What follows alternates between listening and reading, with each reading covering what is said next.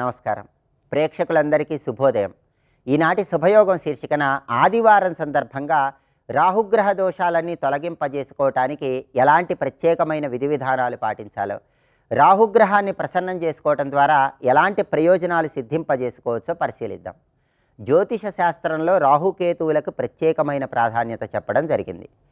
రాహుగ్రహము ఎవరికైనా జాతకంలో దోషయుక్తమై ఉన్నట్లయితే జీవితంలో ఒడిదుడుకులు ఎక్కువగా ఉంటాయి.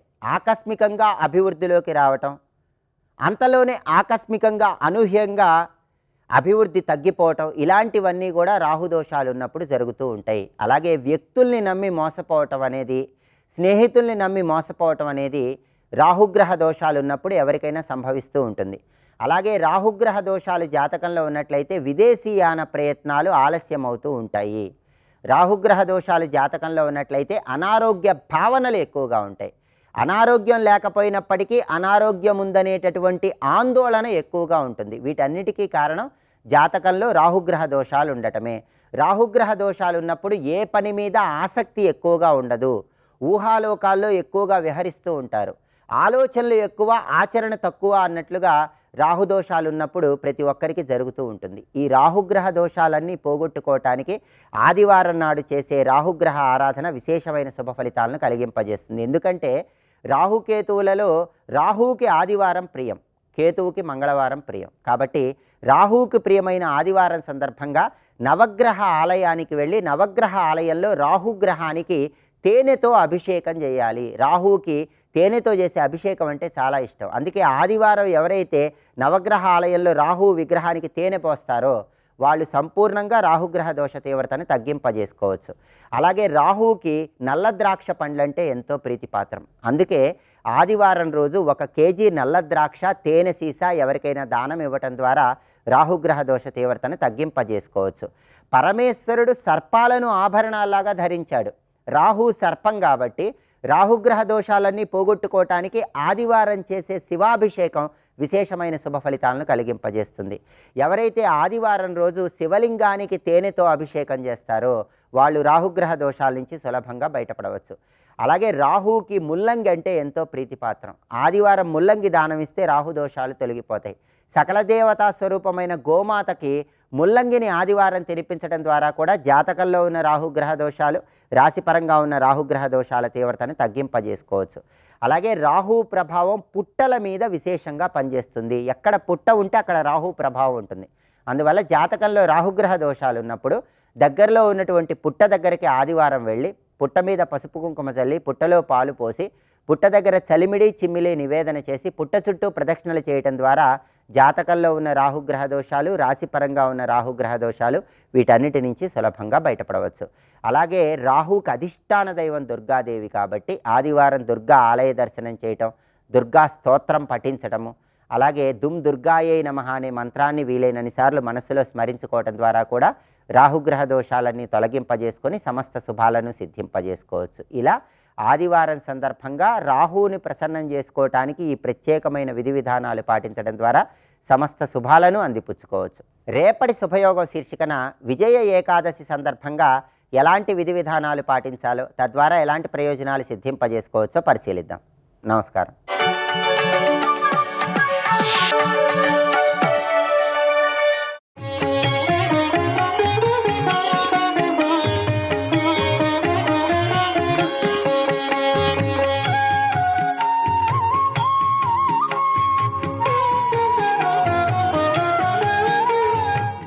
భగవదైక్యం అనేటటువంటిది తపస్సులతో కూడా లభ్యం కాదు.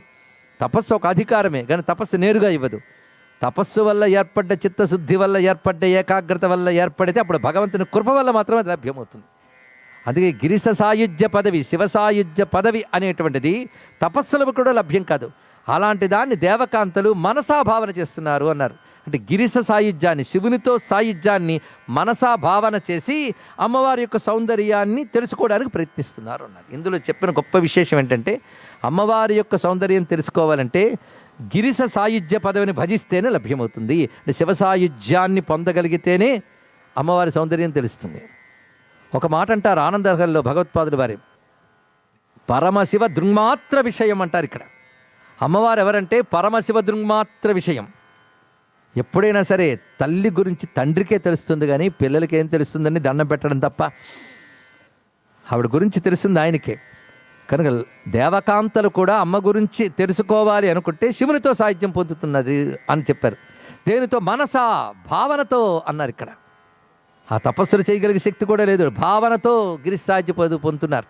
దీన్ని బట్టి శివజ్ఞానం పొందితే గాని శక్తి తెలియబడదు. ఇది ఇందులోని భావం. అంటే జ్ఞానం, ఆనందం అని రెండు వస్తువులు ఉంటాయి. అతని సంతతానంద శక్తి ఆ సరసిజాక్షి విశ్వజనయిత్రి వారికి వేరు లేదు అని ఓంకారం ఉపన్యసించినట్లుగా శ్రీనాథుల వారు అనువదిస్తారు. జ్ఞానము ఆనందము రెండున్నాయి. రెండున్నాయా? రెండు ఒకటే. జ్ఞానం అంటేనే ఆనందం, ఆనందం ఉందంటే జ్ఞానం ఉందని. ఇక్కడ జ్ఞానం అంటే బ్రహ్మజ్ఞానం అని అర్థం. బ్రహ్మమే జ్ఞానం. మళ్ళీ బ్రహ్మజ్ఞానం ఏంటండి? బ్రహ్మమే జ్ఞానం. జ్ఞానం ఆనందం అఖండం, సూర్యుడు వెలుగులాగా. కనుకనే జ్ఞానము ఆనందం. జ్ఞానం ఉంటేనే ఆనందం. జ్ఞానం అంటే శివజ్ఞానం, బ్రహ్మజ్ఞానం అనే శివజ్ఞానం ఒకటే. ఆ జ్ఞానం వల్ల కలిగే అనుభూతి ఆనందం. ఈ రెండు వేరు వేరు కాదు. అది జ్ఞానము ఆనందం. శివ సాయుధ్యం అంటే శివజ్ఞానం. శివజ్ఞానం వల్ల కలిగే ఆనందం అమ్మవారు.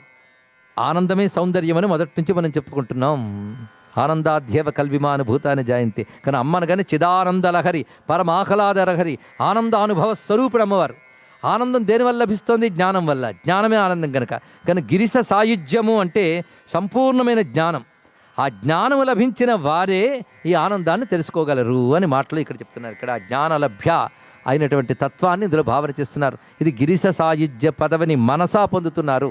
దీనిలో ఎన్ని భావాలు చెప్తున్నారంటే భగవత్పాదుల వారు, అమ్మవారి సౌందర్యం అవర్ణనీయం, వర్ణనకు కూడా అందదు, లౌకిక వస్తువులతో పోల్చలేనిది, కనుక అలౌకికం.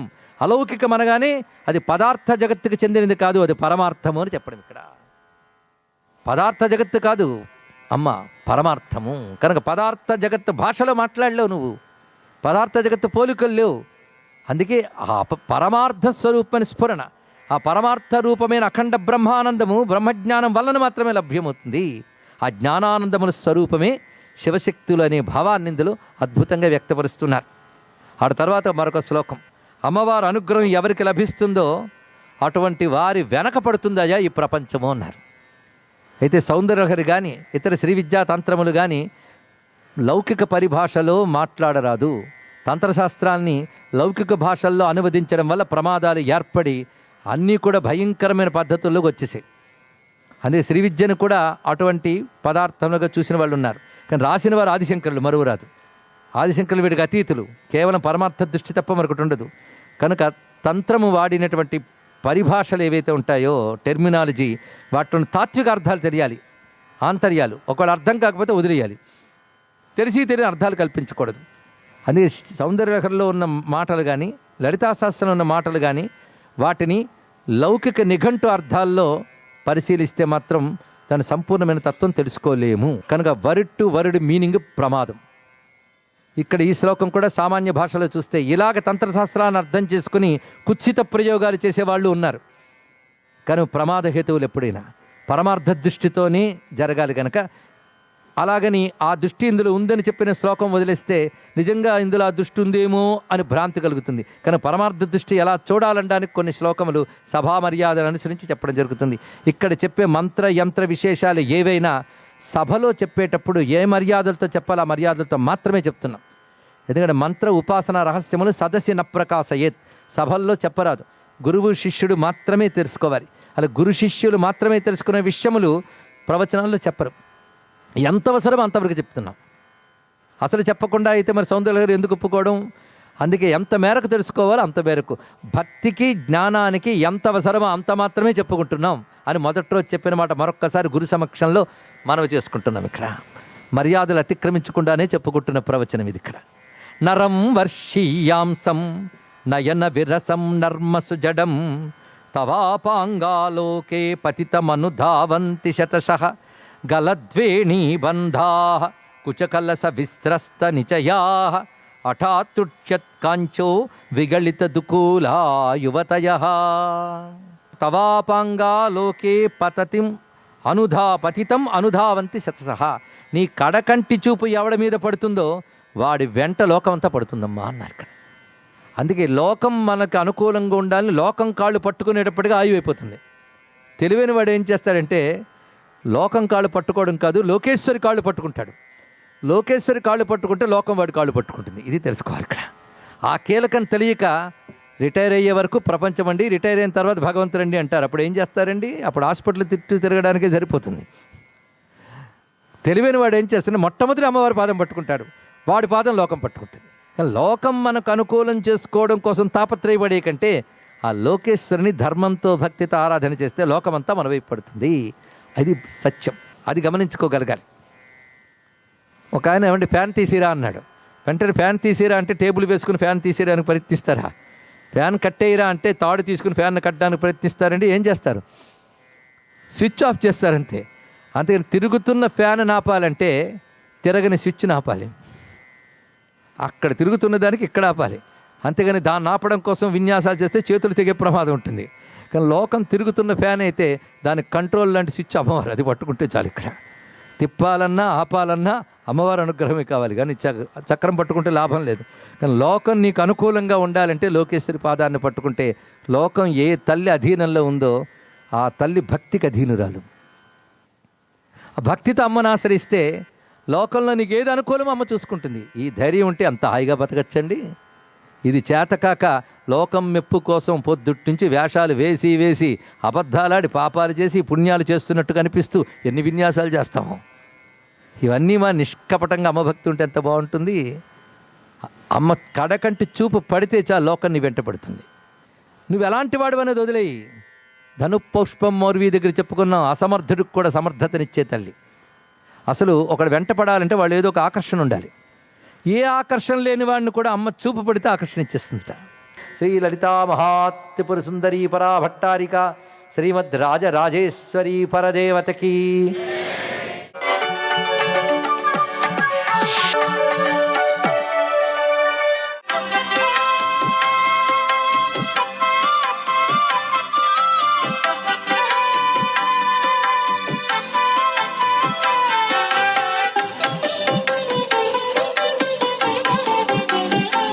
ఓం నమః శివాయ.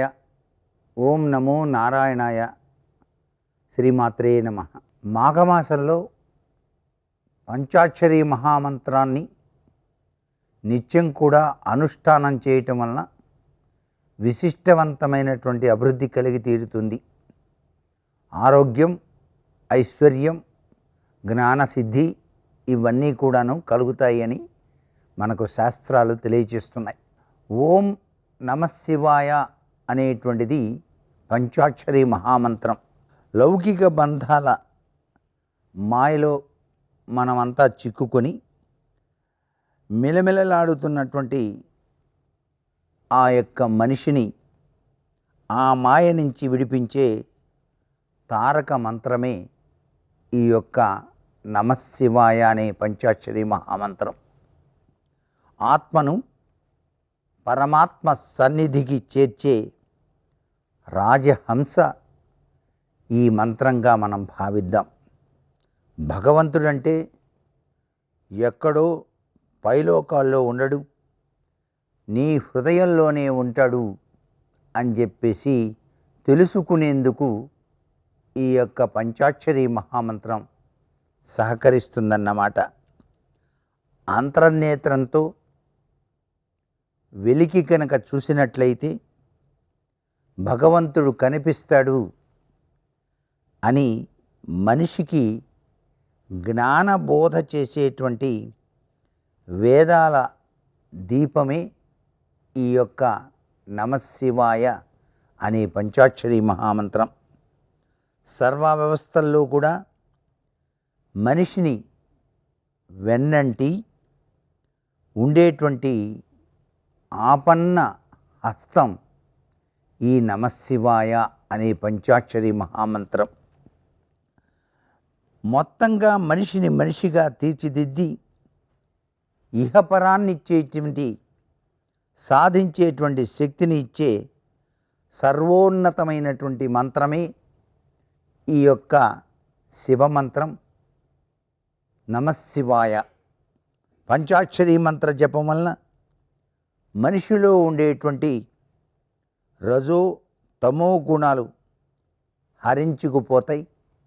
ఆధ్యాత్మిక భావన బలపడి సత్వగుణం అనేటువంటిది వృద్ధి చెందుతుంది అని చెప్పేసి గ్రహించాలి. సర్వే జనా సుఖినో భవంతు.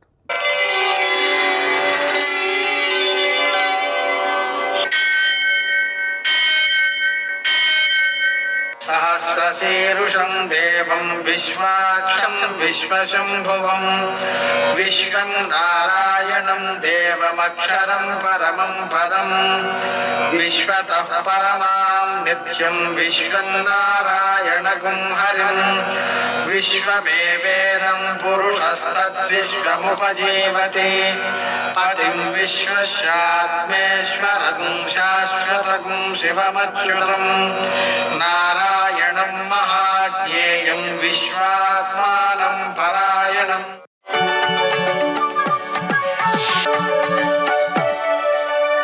సూర్యశౌర్యమథేందురింద్రపదవీ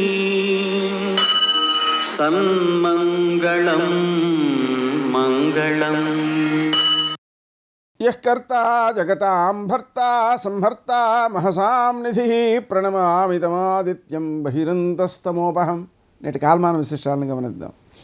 స్వస్తి శ్రీ చాంద్రమాన క్రోధినామ సంవత్సరం ఉత్తరాయణం శిశిర ఋతువు మాఘమాసం కృష్ణపక్షం ఆదివారం. సూర్యోదయం 6:42 సూర్యాస్తమయం 6:17. తిథి దశమి మధ్యాహ్నం 1:50 వరకు. నక్షత్రం మూల సాయంకాలం 6:36 వరకు. వర్జం సాయంకాలం 4:56 నుంచి 6:36 వరకు. తెల్లవారుజామున 4:19 నుంచి 5:56 వరకు. దుర్ముహూర్తం సాయంకాలం 4:44 నుంచి 5:31 వరకు. అమృతకాలం మధ్యాహ్నం 11:56 నుంచి 1:36 వరకు. రాహుకాలం ఆదివారం కాబట్టి సాయంకాలం 4:30 నుంచి 6 గంటల వరకు. అష్టకవర్గ రీత్యా శుభప్రదమైన సమయం ఉదయం 8:05. నేటి విశేషం ఆదివారం, మాఘపాదివారం. అలాగని రేపు ఏకాదశి ఉన్న దృష్ట్యా ఈరోజు దశమి. దశమి ప్రయుక్తంగా మనం ఒక పూటే భోజనం చేయాలి, 2 పూట పలహారం చేయాలి. ఏకాదశి ఉపవాసం ఉంటాను అని చెప్పి ఈరోజే సంకల్పించుకోవాలి రాత్రి. రేపు రోజంతా ఉపవాసం ఉండవచ్చు. కాబట్టి ఈరోజే ఆ వ్రతం ప్రారంభమైపోయింది. ఎందుకంటే ఏకాదశి వ్రతం 3 రోజుల వ్రతం. దశమి నాడు ఏకభుక్తం సంకల్పం, ఏకాదశి నాడు ఉపవాసం, ద్వాదశి నాడు పారణ, అలా 3 రోజుల వ్రతం అనమాట. అందుకని ఈరోజే ప్రారంభమవుతుంది. ఇక ఆదివారం కాబట్టి సూర్యోదయానికి ముందే స్నానం చేయడం, నదీ స్నానం చేయడం, సూర్య నమస్కారాలు చేయడం, మధ్యాహ్న కాలంలో నేతితో తడిపినటువంటి బియ్యం, ఆవు పాలు పొంగుతుంటే వాటిలో ఈ బియ్యం వేసి ఉడికించి చివరిలో బెల్లం కలిపి, పంచదార కలపకూడదు, ఆ సూర్యనారాయణమూర్తికి నివేదన చేసి ప్రసాదంగా తీసుకోవడం. ఇక్కడ ఆదివారం నాడు ఏకభుక్తం చేసే అలవాటు కొందరికి ఉంటుంది, రాత్రి పలహారం చేస్తారు. అలాగనే దశమికి కూడా. అందుకని రెండిటికి కలిపి పలహారమే చేసేస్తే రాత్రి అప్పుడు 2 ఫలితాలని మనం పొందవచ్చు. ప్రధానంగా నూనె పదార్థాలు తినకూడదు. అయితే నువ్వుల నూనె పదార్థాలు తినకూడదు. తక్కిన నూనెలకు ఆ నిషేధం ఏం లేదు. అలాగనే మనం చేసేటువంటి కార్యక్రమాలలో ఉత్తమమైన దివసం కాబట్టి, మాఘపాదివారం కాబట్టి, ఆ సూర్యనారాయణమూర్తిని ఆరోగ్యం కోసం ప్రార్థించుకుంటే చాలా మంచిది. తిమిరమివ నేత్ర తిమిరం పటమివ అశేష రోగపటలన్న కాచమివ ఆధినికాశం కాలపిత రోగశూన్యతాం కురుతాత్. ఆయన కాలపిత, ఆయన చీకటిని పోగొట్టినట్టుగా, అలాగే మనకు భూతద్దంలో కాంతి బాగా వృద్ధి చెందినట్టుగా, వస్త్రాన్ని నిప్పు తగిలితే మొత్తం భస్మైపోయినట్టుగా, నా అనారోగ్యాన్ని భస్మీకరణ చేసేయి అని ప్రార్థించడం అన్నమాట.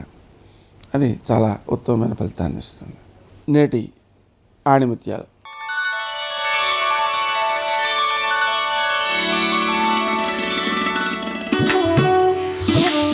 మంచి నడవడిక అనేది ఒకరు ఇచ్చే కానుక కాదు, ఎవరికి వారు అనుసరించి సాధించవలసిన జ్ఞాపిక.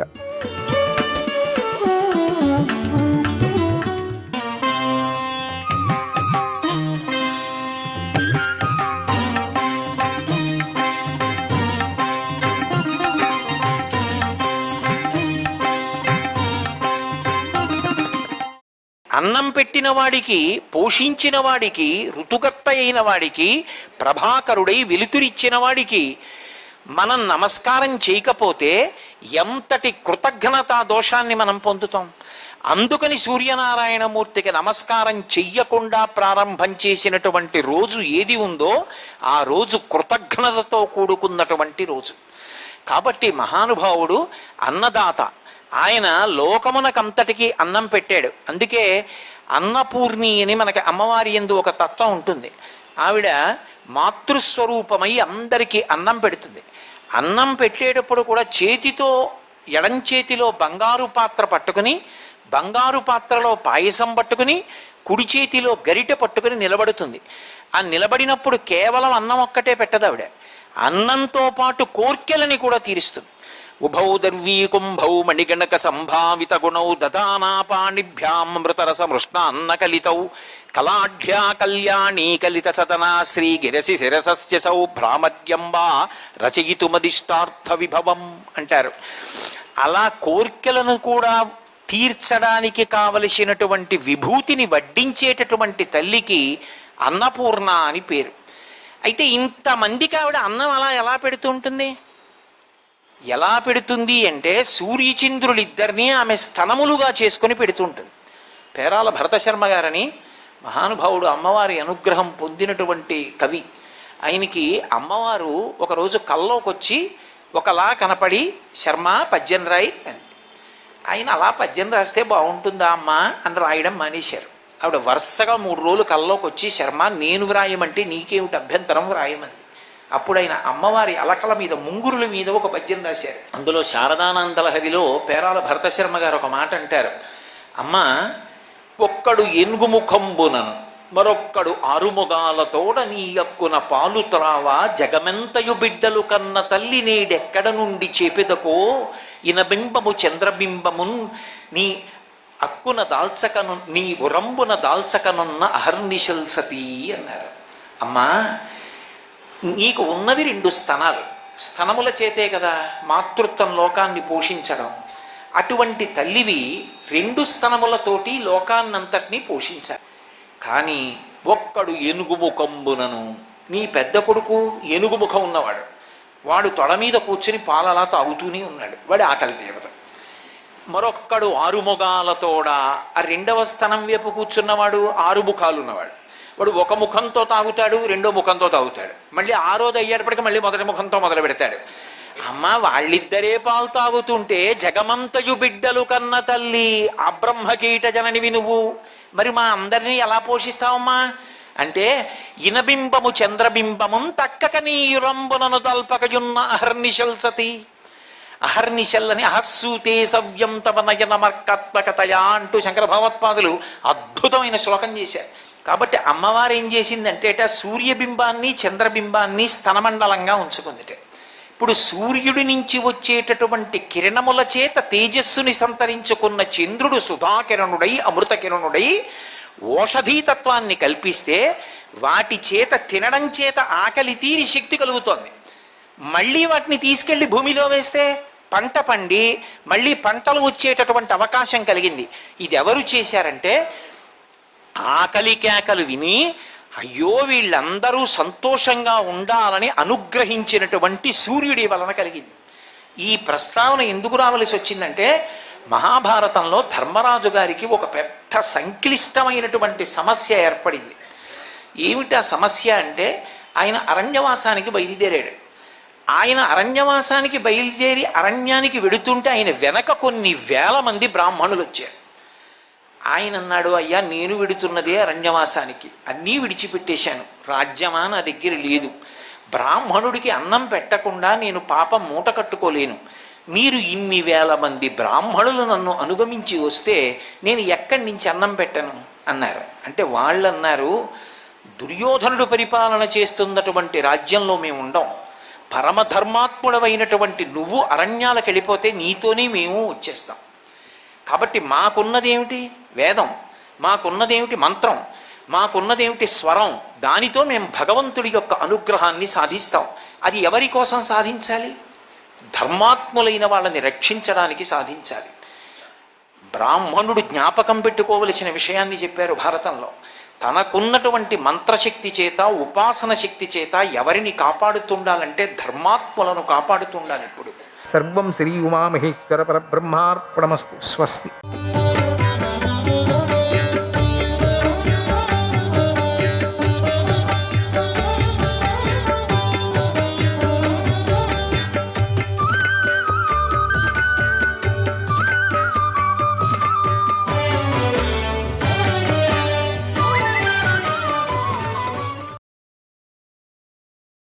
ఇమం ధర్మ మమాంసాదం, ఇమం ధర్మ మమాంసాదం యచ్చరేత్ శ్రావకీతవ, యచ్చరేత్ శ్రావకీతవ అపి చేత్ సుదురాచారః న జాతు నిరయం వ్రజేత్, న జాతు నిరయం వ్రజేత్, నిరయం వ్రజేత్. మాంసభక్షణం విడిచిపెట్టుట అనేటువంటి ఈ ధర్మాన్ని పాటించినవాడు, ఇతరులకు వినిపించినవాడు ఎంత చెడ్డవాడైనా నరకానికి పోడు. పవిత్రమైనది, ఋషుల చేత పూజింపబడే అనేటువంటి ఈ మాంసభక్షణాన్ని విడిచిపెట్టడం అనే విషయాన్ని పదే పదే చదివినవాడు, పదే పదే చెప్పినవాడు, విన్నవాడు సకల పాపాల నుండి విముక్తిని పొందుతాడు. ఎందుకంటే అందుకని నేను అక్కడక్కడక్కడ చెప్తూనే ఉంటా, ఏమన్నా కానీ అని చెప్పేసి. ఎందుకంటే సకల పాపాల నుంచి విముక్తి పొందుతుంటాం కదా. విన్నవాడికి కూడా కోరికలన్నీ తీరి శోభిస్తాడు. జ్ఞాతులలో విశిష్టమైన స్థానాన్ని పొందుతాడు. ఇందులో సందేహం లేదు. ఆపన్నుడు ఆపదల నుండి విముక్తి పొందుతాడు. బద్ధుడు బంధాల నుండి విముక్తిని పొందుతాడు. రోగి రోగ విముక్తుడవుతాడు. దుఃఖితుడు దుఃఖాల నుండి విముక్తి చెందుతాడు. తిర్యజ్ఞోనిం న గచ్చేత రూపవాంశ భవేన్నరగ, రూపవాంశ భవేన్నరగ. బుద్ధిమాన్ వై కురు శ్రేష్ఠ, బుద్ధిమాన్ వై కురు శ్రేష్ఠ. ప్రాప్నుయాచ్చ మహద్యశః, ప్రాప్నుయాచ్చ మహద్యశః. ఓ రాజా, మాంసం తినటాన్ని విడిచినవాడు తిరిగి పశు పక్షి జన్మల్లో జన్మించడు, రూపవంతుడవుతాడు. సంపదలను, విపులమైనటువంటి కీర్తిని పొందుతారు. ఓ ధర్మరాజా, ఇలా నేను ఋషుల ఏర్పరిచిన మాంస పరిత్యాగ విషయం గురించి, ప్రవృత్తిని నివృత్తికి సంబంధించిన విషయం గురించి నీకు చెప్పాను అన్నాడు భీష్మ పితామహుడు. శ్రీకృష్ణాయ పరమాత్మనే నమః. 116వ అధ్యాయం. ధర్మరాజు ఇలా అడిగాడు, ఓ పితామహ, ఈ లోకంలో మానవులు తినదగిన వివిధ పదార్థాలను విడిచిపెట్టి మహారాక్షసుల్లాగా క్రూరులై మాంసం అంటేనే ఇష్టపడుతున్నారు కదా. వివిధ రకాల అపూపాలను, వివిధ శాఖాలను, రుచికరాలైనటువంటి తీపి పదార్థాలను మాంసంలాగా ఎందుకని ఇష్టపడటం లేదు? కనుక మాంసం తినకుండా ఉండటంలోని గుణాలను, తినటంలోని దోషాలను చెప్పు. ఏది తినాలో చెప్పు, ఏది తినకూడదో చెప్పు అని అడిగాడు. భీష్ముడు ఇలా చెప్పాడు, ఓ మహాబాహు, నువ్వు చెప్పింది నిజమే. మాంసాన్ని విడిచిపెట్టడంలో ఎన్నో మంచి గుణాలున్నాయి. అవి మనుష్యులకు ఎలా ఉపయోగపడతాయో చెబుతాను విను.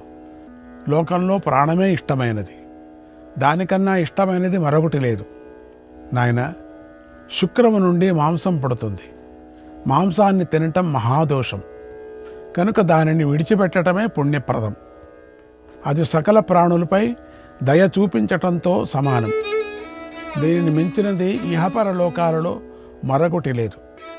నభయం విద్యతే జాతు, నభయం విద్యతే జాతు, నరస్యేహ దయావతః, నరస్యేహ దయావతః.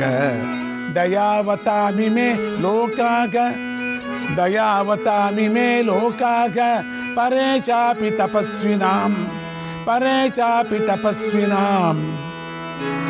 దయామయుడైన మానవుడికి ఈ లోకంలో ఏ భయము కలగదు. దయావంతులకు తాపసులకు ఇహపర లోకాలు సుఖాన్ని ప్రసాదిస్తాయి. అహింసయే ధర్మానికి లక్షణమని ధర్మవేత్తలు చెప్పారు. మనసు ఉన్నవాడు అహింసాత్మకమైన కర్మలనే చేయాలి. క్షతంచ స్ఖలితం చైవ పతితం కృష్ణమహతం, పతితం కృష్ణమాహతం. సర్వభూతాని రక్షంతి, సర్వభూతాని రక్షంతి. సమేషు విషమేషు చ, సమేషు విషమేషు చ. సర్వప్రాణులకు అభయమిచ్చినవాడు గాయపడినా, జారినా, నేల మీద పడినా, ప్రవాహంలో కొట్టుకొని పోతున్నా, అనుకూలంగా ఉన్నప్పుడు, అనుకూలంగా లేని పరిస్థితుల్లో కూడా సకల భూతాలు అతన్ని రక్షిస్తాయి. ఇతరులను భయము నుండి బయటపడవేసి వాడిని క్రూర మృగాలు చంపవు. పిశాచాలు, రాక్షసులు చంపరు. భయం కలిగిన సమయంలో ఆ భయం నుండి బయటపడతాడు. ప్రాణదానాత్ పరం దానం, ప్రాణదానాత్ పరం దానం. న భూతం న భవిష్యతి, న భూతం న భవిష్యతి. నఖ్యాత్మనః ప్రియతరం, నఖ్యాత్మనః ప్రియతరం. కించిదస్తీహ నిశ్చితం, కించిదస్తీహ నిశ్చితం. ప్రాణదానాన్ని మించిన దానం ఇంతవరకు లేదు, ఇక మీదట ఉండబోదు. తనకన్నా ఇష్టమైన వస్తువు ఏదీ లేదు. ఓ రాజా, సకల ప్రాణులకు మరణం కన్నా నచ్చనిది ఏదీ లేదు. మరణకాలంలో ప్రాణులకు వెంటనే వణుకు పుడుతుంది. పాపం సంసారంలో మానవుడు గర్భవాస, జననం, వార్ధక్యం మొదలైన వాటితో నిత్యము దుఃఖిస్తూ తిరుగుతూ ఉంటాడు. మరణం అంటే కలత చెందుతాడు. తల్లుల గర్భవాసంలో మూత్ర స్వేద పూరిషాల మధ్య ఉంటాడు. అక్కడ మరీ దారుణంగా ఉండే కారం, ఆమ్లం, చేదు రసాలతో పక్వం చేయబడతాడు. ఆ రసస్పర్శ పరుషంగా ఉంటుంది. మాంసంపై ప్రేమగల జీవుడు పుట్టిన తర్వాత కూడా మాంసంపై కోరికతో మళ్ళీ మళ్ళీ భేదింపబడుతున్నాడు, వండబడుతూ ఉంటాడు. పాపం చేయటం వల్ల కుంభీపాకం అనే నరకంలో పడి వండబడతాడు. మళ్ళీ ఆయా జాతుల్లో పుట్టి దాడికి గురి అవుతారు, చంపబడతారు. మేకను చంపితే మేకగా పుడతాడు, పందిని చంపితే పందిగా పుడతాడు, కోడిని చంపితే కోడిగా పుడతాడు. ఇలా సంసార చక్రంలో తిరపబడుతూనే ఉంటారు. లోక మర్యాదను బట్టి తనకన్నా ప్రియమైనది తనకేది ఉండదు. కనుక సకల ప్రాణులను దయతో తనను చూసుకున్నట్లుగానే చూడాలి. తన ప్రాణం మీద ఎంత ప్రేమనో ప్రాణులకు కూడా అంతే ప్రేమ కదా ప్రాణం మీద. రాజా, బ్రతికి ఉన్నంతకాలం ఏ మాంసము తిననివాడు మరణానంతరం స్వర్గంలో విశాలమైన స్థానాన్ని పొందుతాడు. ఈ విషయంలో సందేహం లేదు. బ్రతకాలని కోరుకుంటూ ప్రాణుల మాంసాలను తినేవాడు మరుసటి జన్మల్లో ఆ భూతాల చేతనే తినబడతాడు. ఇందులో సందేహమే లేదు. మాంసము అని వింటూ ఉన్నాం, ఇంతవరకు చెప్పుకుంటూ ఉన్నాం కదా. ఇప్పుడు మాంసం అనే పేరు ఎలా వచ్చిందో గ్రహించండి. మాంసభక్షయతే యస్మాత్, మాంసభక్షయతే యస్మాత్ భక్షయిష్యే తమప్యహం, భక్షయిష్యే తమప్యహం. ఏతన్ మాంసస్య మాంసత్వం, ఏతన్ మాంసస్య మాంసత్వం అనుబుధ్యస్వ భారత, అనుబుధ్యస్వ భారత.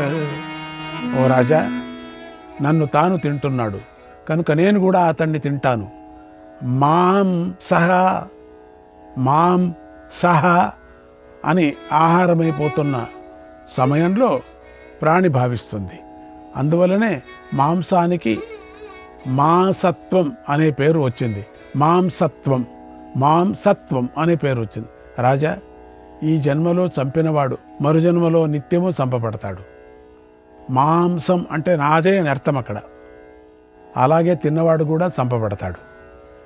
ఇతరులను ఎవడూ నిందిస్తాడో అతడు నింద పొందిన వాడి కోపానికి గురి అవుతాడు, ద్వేషానికి పాత్రుడవుతాడు. ఏన కేన శరీరేణ ఏన కేన శరీరేణ యద్యత్ కర్మ కరోతి యః యద్యత్ కర్మ కరోతి యః తేన తేన శరీరేణ తేన తేన శరీరేణ తత్తత్ ఫలముపాస్నుతే తత్తత్ ఫలముపాస్నుతే. ఎవడు ఏ శరీరంతో ఏ ఏ కర్మలను చేస్తాడు ఆయా శరీరాలతో ఆయా కర్మఫలాలను అనుభవిస్తాడు. ఇక ఇక్కడి నుంచి అహింసకు సంబంధించిన ఈ సూక్తులను ఎప్పుడూ మననం చేయాలి, గుర్తుంచుకోవాలి, రాసి పెట్టుకోవాలి. మనం అహింస పరమో ధర్మక అహింస పరమో ధర్మక తథాహింస పరోధమక తథాహింస పరోధమక. అహింస పరమం దానం అహింస పరమం దానం అహింస పరమం తపక అహింస పరమం తపక. అహింసయే పరమధర్మం, అహింసయే మహాదమం, అహింసయే గొప్పదానం, అహింసయే ఉత్తమ తపస్సు. అహింసా పరమో యజ్ఞక అహింసా పరమో యజ్ఞక తథాహింస పరం ఫలం తథాహింస పరం ఫలం. అహింసా పరమం మిత్రం అహింసా పరమం మిత్రం అహింసా పరమం సుఖం అహింసా పరమం సుఖం. అహింసయే పరమయజ్ఞం, అహింసయే పరమ తపస్సు, అహింసయే పరమమిత్రుడు, అహింసయే పరమసుఖం. సర్వయజ్ఞేషు వాదానం సర్వయజ్ఞేషు వాదానం సర్వతీర్థేషు వాప్లుతం సర్వదాన ఫలం వాపి సర్వదాన ఫలం వాపి నైతత్తుల్య మహింసయా నైతత్తుల్య మహింసయా. సకల యజ్ఞాలతో దానం చేసిన, సకల తీర్థాలలో మునిగిన, సకల దాన ఫలాన్ని పొందిన అవి అహింసా వ్రతానికి సాటిరావు. హింస చెయ్యనివాడు తపస్సు అక్షయమవుతుంది. హింస చెయ్యనివాడు సకల ప్రాణులకు తల్లి తండ్రి అవుతాడు. ఓ కురుశ్రేష్ఠ ధర్మరాజా, ఇది అహింసా ఫలం. ఇది ఇంకా ఎక్కువ కూడా ఉంటుంది. 100 సంవత్సరాలు చెప్పినా చాలదు. అందుచేత ఈ అహింసా గుణాలను చెప్పటం సాధ్యమే కాదు అన్నాడు భీష్మ పితామహుడు. శ్రీకృష్ణాయ పరమాత్మనే నమః. 117వ అధ్యాయం. ధర్మరాజు భీష్ముడిని ఇలా అడుగుతున్నాడు. పితామహ, మహాసంగ్రామంలో ఇష్టంతో కానీ అనిష్టంతో కానీ మరణించిన వారు ఎలాంటి గతిని పొందుతారు? మహాసంగ్రామంలో మనుష్యులకు ప్రాణాన్ని విడిచిపెట్టడం ఎంతో దుఃఖాన్ని కలిగిస్తుంది. అందుచేత ప్రాణత్యాగం చాలా దుష్కరమైనది. అది నీకు తెలుసు. గొప్పగా ఉన్న, హీనంగా ఉన్న, శుభకరమైన అశుభకరమైన ఏ స్థితిలో ఉన్నా ప్రాణం విడటం అనేది చాలా కష్టంతో కూడుకొని ఉంటుంది కదా. దానికి కారణం ఏమిటో చెప్పన్నాడు. భీష్ముడు ఇలా చెప్పాడు. ఓ యుధిష్ఠిరా, గొప్పగా ఉన్న, హీనంగా ఉన్న, శుభకరమైన అశుభకరమైన ఈ సంసారంలో పడిన ప్రాణులు సుఖంగానే భావిస్తారు, కానీ మరణాన్ని కోరుకోరు. దానికి కారణం ఉంది, విను. నువ్వు అడిగిన ఈ విషయంలో పూర్వం వ్యాసుడికి ఒక కీటకానికి మధ్య ఒక సంవాదం జరిగింది. దాన్ని చెబుతాను విను. పూర్వం ఒకనాడు వ్యాస మహర్షి రథాలు వేగంగా పరిగెత్తే దారిలో వేగంగా పరిగెత్తుతూ ఉన్న ఒక పురుగును చూశాడు. ఆయనకు సకల ప్రాణుల రాకపోకలు తెలుసు, సకల ప్రాణుల భాషలు తెలుసు. ఆయన సర్వజ్ఞుడు. ఆయన అలా పరిగెత్తుతున్న పురుగును చూసి ఇలా అన్నాడు. ఓ కీటమా, ఎందుకు భయపడుతున్నావు? ఎందుకు తొందరపడుతున్నావు? ఎక్కడికి పరిగెత్తుతున్నావు? ఎవరికి భయపడుతున్నావో చెప్పు అని అడిగాడు. అప్పుడు కీటకం ఇలా అన్నది. ఓ బుద్ధిమంతుడా, ఈ బండి పెద్దగా చప్పుడు చేస్తుంది. దీనిని విని నాకెంతో భయం కలుగుతుంది. నాకు ఈ ధ్వని ఎంతో భయంకరంగా ఉంది. ఈ చప్పుడు వింటుంటే ఈ బండి నన్నే చంపడానికి వస్తున్నట్లుగా ఉంది. అందుచేత నేను ఇక్కడి నుంచి తప్పించుకొని ప్రాణాలు కాపాడుకోవాలని అనుకుంటున్నాను. పరిగెత్తుతున్నాను. ఈ బండికి ఎద్దులు కట్టబడి ఉన్నాయి. అవి కొరడా దెబ్బలు తింటూ మహాభారాన్ని లాగుకొని వస్తున్నాయి. ఆ ఎద్దుల నిశ్వాస ధ్వనులు చాలా దగ్గరగా వినిపిస్తున్నాయి. ఓ మునీంద్ర, ఆ బండి నడుపుతున్నటువంటి మనుష్యులు కూడా వివిధ ధ్వనులు మ్రోగిస్తున్నారు. అవి కూడా నాకు వినిపిస్తున్నాయి. మా వంటి కీటకాలు ఇంతటి శబ్దాలను వినలేవు. కనుక ఈ దారుణమైన భయం నుండి తప్పించుకోవాలని పారిపోతున్నాను. ప్రాణులకు మృత్యువు దుఃఖాన్ని కలిగిస్తుంది. అలాగే జీవితం లభించడం చాలా కష్టం.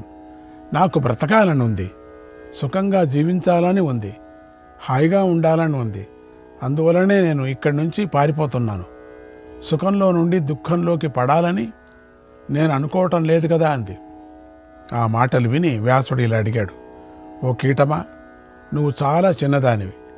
నీకు కూడా సుఖదుఖాలు ఉంటాయా? మంచి చెడులు ఉంటాయా? కనుక నీకు సుఖం అవసరం లేదనిపిస్తుంది. మరణించటం వల్లనే నీకు సుఖం కలుగుతుందని అనిపిస్తుంది. ఎందుకంటే నువ్వు పురుగుగా బ్రతుకుతున్నావు. నీకు గొప్ప శబ్దము స్పర్శ తెలియదు, రసము తెలియదు, గంధము తెలియదు. అలాగే నీకు గొప్ప గొప్ప భోగాలు ఎలా ఉంటాయో ఏమీ తెలియవు. అందుచేత ఇలా జీవిస్తే నీకు ఏమి సుఖం ఉంటుంది చెప్పు? మరణిస్తేనే కదా నీకు సుఖం ఉంటుంది, సుఖం లభిస్తుంది అన్నాడు. అప్పుడు ఆ కీటకం చెప్పింది, ఓ స్వామి, జీవుడు అనేవాడు ఏ జన్మ ఎత్తినా అందులోనే సుఖపడుతూ ఉంటాడు. నేను ఈ పురుగు జన్మ ఎత్తాను, నాకు ఈ జన్మలోనే సుఖం ఉంది. ఓ బుద్ధివంతుడా, అందువల్ల నేను బ్రతకాలని అనుకుంటున్నాను. నాకు ఈ జన్మలో కూడా దేహాన్ని అనుసరించి సకల విషయాలు తెలుస్తాయి. మానవులకు స్థావర ప్రాణులకు భోగానుభవం వేరువేరుగా ఉంటుంది. పూర్వం నేను మానవుణ్ణి, అందులో చతుర్థుణ్ణి, అందులోనూ నేను ధనవంతుణ్ణి. అప్పుడు నేను విప్రులను నిందించాను, నేను అవమానించాను, నిర్లక్ష్యం చేశాను, క్రూరుడని నీచుడిని కూడా అయ్యాను. వడ్డీలు పుచ్చుకుంటూ బ్రతికాను, పరుషమైన మాటలు మాట్లాడాను, ఎవరిని పడితే వారిని మోసగించాను. అలా చెడు పనులు చేయటంతో నాకు మంచి నేర్పు ఉండేది. అంతేకాదు, ఈ సకల జగత్తును నానా తిట్లు తిట్టేవాడిని, ద్వేషించేవాడిని, నోటికి వచ్చిన అబద్ధాలు చెప్పి మోసగించేవాడిని. ఇతరుల ధనాన్ని ఎలా దోచుకోవాలా, ఎలా దొంగలించాలా అని ఆలోచించేవాడిని. ఆసక్తి కలిగి ఉండేవాడిని. రుచికరమైన పదార్థాలు తినాలనే ఆసక్తి కలిగి ఉండేవాడిని. అన్ని పదార్థాలు నేనొక్కడినే ఒంటరిగా తినాలని కోరుకోడేవాడిని. ఈర్ష్యకు లోనై ఉండేవాడిని. ఇంటికి వచ్చిన అతిథులను ఏమీ పెట్టకుండా ఆకలితో మాడిచి వేసేవాడిని. దేవతల కోసం, పితృయజ్ఞం కోసం అన్నాన్ని తయారు చేసి నైవేద్యం పెట్టాలనుకునేవాడిని, కానీ పెట్టేవాడిని కాదు. ఎందుకంటే నాకు ధనం మీద ఆసక్తి ఎక్కువ. దాంతో ఆ అన్నాన్ని కూడా ఎవరికీ దానం చేసేవాడిని కాదు. శరణు కోరుతూ ఎంతో భయపడుతూ నన్ను రహస్యంగా కాపాడండి అని నా ఇంటికి వచ్చి ప్రార్థించే శరణాగతులను నేను హఠాత్తుగా విడిచిపెట్టేసేవాడిని, బయటికి గంటేసేవాడిని. అభయాన్ని కోరిన వాడిని అసలు రక్షించేవాడినే కాదు. ఇతరుల ధనాన్ని, ధాన్యాన్ని, ప్రియమైన భార్యలను, వాహనాలను, అద్భుతమైన ఇళ్లను, సంపదలను చూసి బాగా అసూయపడుతూ ఉండేవాడిని. పరుల సుఖాన్ని చూసి చెప్పలేనంతగా ఈర్ష్యపడుతూ ఉండేవాడిని. ఇతరుల ఎదుగుదల, వృద్ధి, ఔన్నత్యాన్ని సహించలేకపోతూ ఉండేవాడిని. ఇతరుల ధర్మాన్ని, అర్థాన్ని, కామాన్ని పాడు చేసేవాడిని. అలా గత జన్మలో నేను స్వేచ్ఛగా ప్రవర్తించాను. అలా నేను గత జన్మలో చేసిన కర్మంతా క్రూరత్వంతో నిండుగా ఉంది. ఇప్పుడు గనుక దానిని తలుచుకుంటే ప్రియమైన కుమారుణ్ణి పోగొట్టుకున్నంత దుఃఖం కలుగుతుంది. నాకు పుణ్యం గురించి తెలియదు, కానీ నేను గత జన్మలో వృద్ధురాలైన నా తల్లిని పూజించాను, బ్రాహ్మణులను పూజించాను. ఒకనాడు 10 మందితో కలిసి నా ఇంటికి వచ్చిన మంచి గుణాలు గల విప్రుణ్ణి ఆదరించాను. ఓ బ్రహ్మస్వరూప, ఆ పుణ్యఫలం వల్లనే నాకు పూర్వజన్మ స్మృతి ఉంది, అంతే, నాకు జ్ఞాపకం ఉంది. అందువల్ల నేను ఇలా మాట్లాడాను. ఓ మహర్షి, నేను మళ్ళీ ఏదో ఒక పుణ్యకర్మ చేయాలని అనుకుంటున్నాను. ఆ పుణ్యకర్మతో రాబోయే జన్మలో అయినా సుఖపడాలని అనుకుంటున్నాను. శ్రీకృష్ణాయ పరమాత్మనే నమః.